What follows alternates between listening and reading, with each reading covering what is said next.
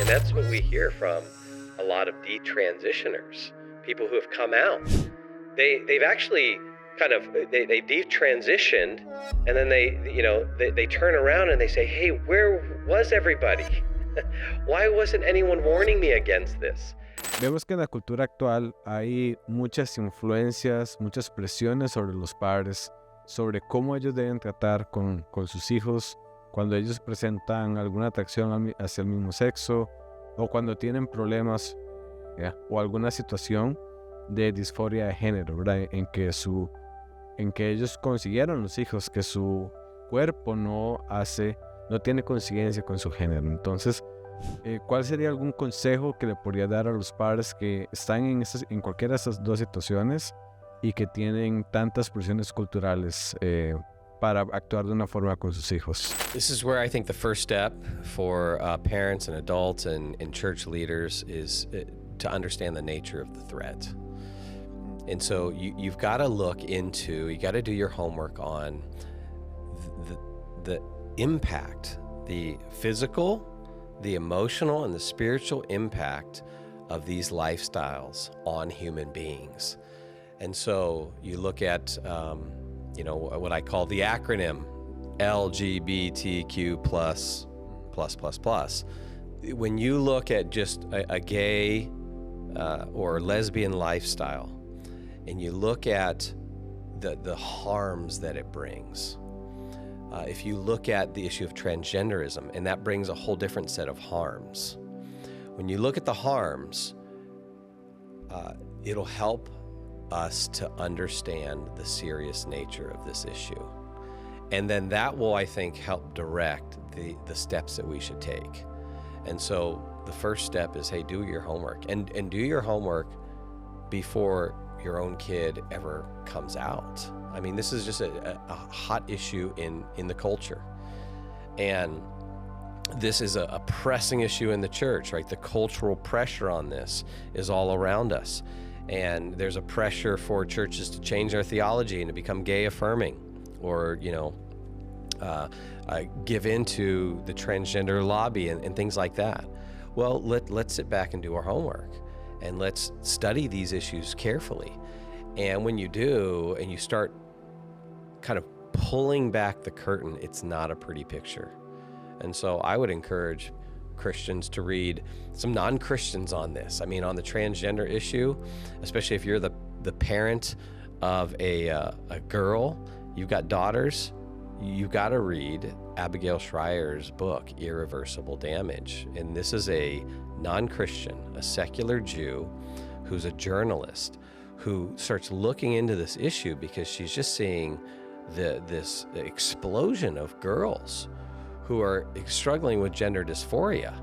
And she starts looking into the transgender craze amongst girls, and she sees the incredible harm it brings into their lives. And so this is why she titles it Irreversible Damage. There are things that young men and young women are going to end up doing to their bodies if they go down this path. And their bodies is one aspect of it, but they will do things that you can never go back on. The taking of cross-sex hormones, the literally chopping off of healthy body parts. You can't take those things back. So it's irreversible damage. So when you start doing the research, and you can do the same thing with a male gay lifestyle, a lesbian lifestyle. You start looking at the physical damage and then the psychological damage and the spiritual damage. You understand this is a serious threat. It's not just about who you love. It's okay, how does living this kind of lifestyle impact me? And here's the analogy I like to give is, you take any appliance in your home. You do not take an appliance and use it however you want. You do not, take your washing machine and throw metal tools in there to clean your tools. Why? Because if you use that washing machine in a way that it was not designed to be used, it will break down. In the same way, whenever you have a human being who's designed by a designer, and that human being tries to live their life in a way that goes against their design. If they try to live outside of their design, they will break down. Just like that washing machine. You want to know how that washing machine works? You consult the manual. You read through the instruction steps. Who wrote the manual? The designer did. Because the one who designed it knows how that thing should properly function.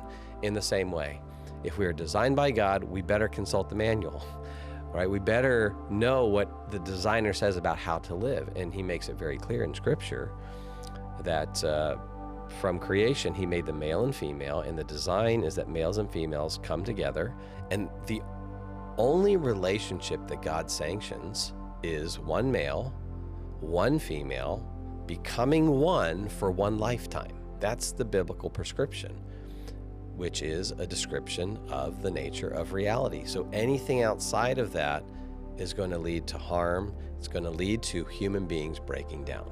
So step number one, know the nature of the threat. This is not just a matter of personal preference. Oh, you like guys versus girls. No, this goes a lot deeper. And when we know the nature of the threat, it might help us to take more serious action, because I think this is where we in the church, we don't want to come across unloving. I get that. But we also have to define what love is and what love looks like. Love is not just warm and fuzzy. It's not just always gentle. It's not always affirming. And if you want a picture of love, just look at Jesus. Jesus is the most loving man who's walked the face of this earth. Well, Jesus wasn't always received as this warm, friendly, kind guy who never got anyone upset. No, there were times where Jesus was very warm and gentle and gracious. And then there were times where Jesus was very forceful. And there were times when Jesus, spoke the truth, and it ticked a lot of people off. Because love is much deeper. Love, biblically speaking, and I think a proper view of love is that it's a commitment to the good of someone else. And so the person who you love may not even know their own good, what's best for themselves. And so sometimes that requires that we take action that they may not perceive to be loving. They don't perceive it to be affirming. That actually doesn't matter. It might still be loving.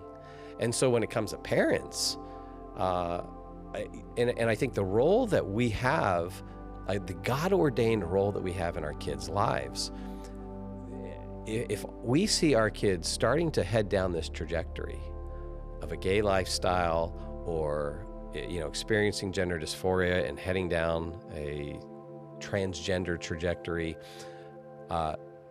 knowing the harm that could await them, I think informs what we do now. And so my advice to parents and my advice to church leaders is fight like mad, because you want to protect your kids from the great harm that awaits them if they continue down this path. And so that's why it's so important to understand the nature of the threat. Hey, if my kid continues down if they start to transition, man, there is all kinds of pain and suffering that awaits them. And I love them too much to allow them to just walk down that path. I am not going to affirm them in that at all. And this is where, especially when kids are under our roof and we have, responsibilities for them. They're not adults on their own, but no, I have responsibilities and obligations to protect them, even to protect them from themselves. This is where I'm going to fight, and I'm going to do whatever I can to help rescue them from that trajectory. Are they going to like it? Are they going to respond well to that? No, not in the moment, at least.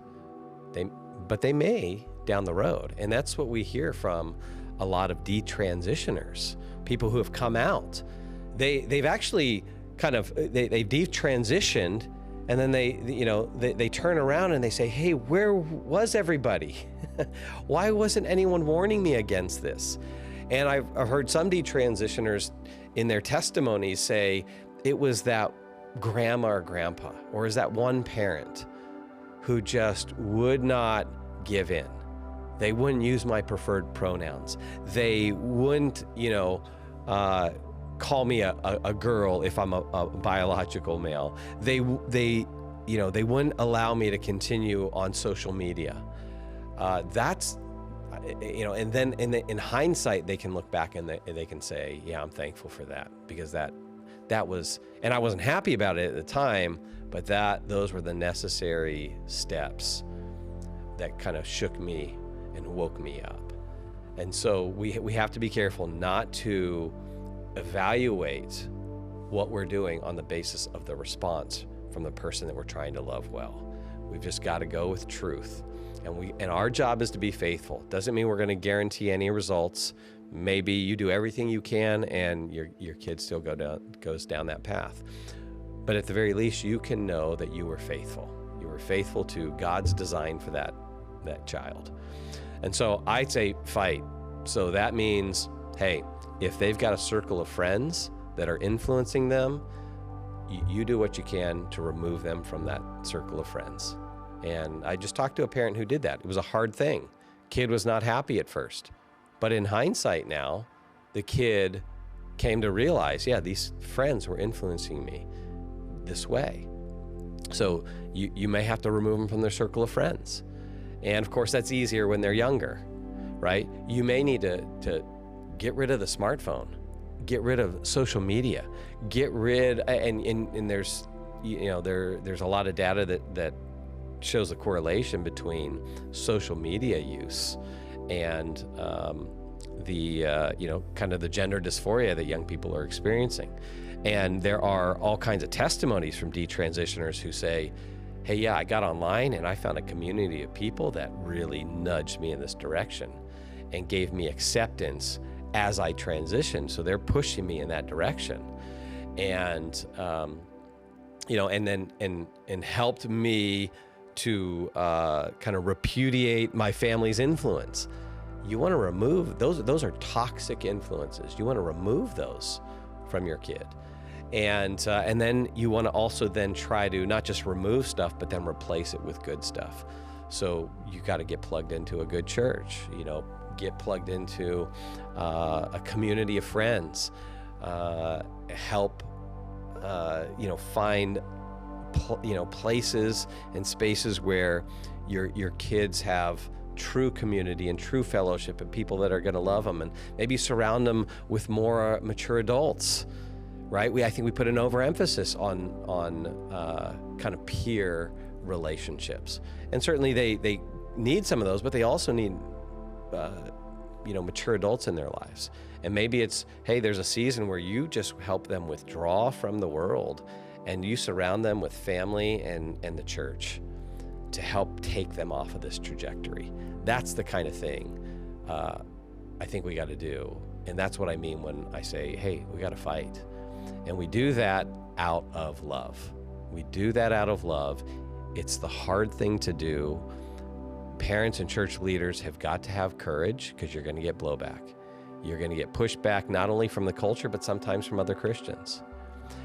But when you know the truth about this, you know the serious nature of the threat, it will give you, I think, courage to keep going and to do the hard things that are required to help rescue our kids from these things, and to prevent them from harming themselves in ways that they can't return from. Now, of course, when we say they can't return from, we don't mean that they're beyond God's redemption. What we mean is, look, a young girl who has a double mastectomy and cuts off her healthy breasts, you can't get that back.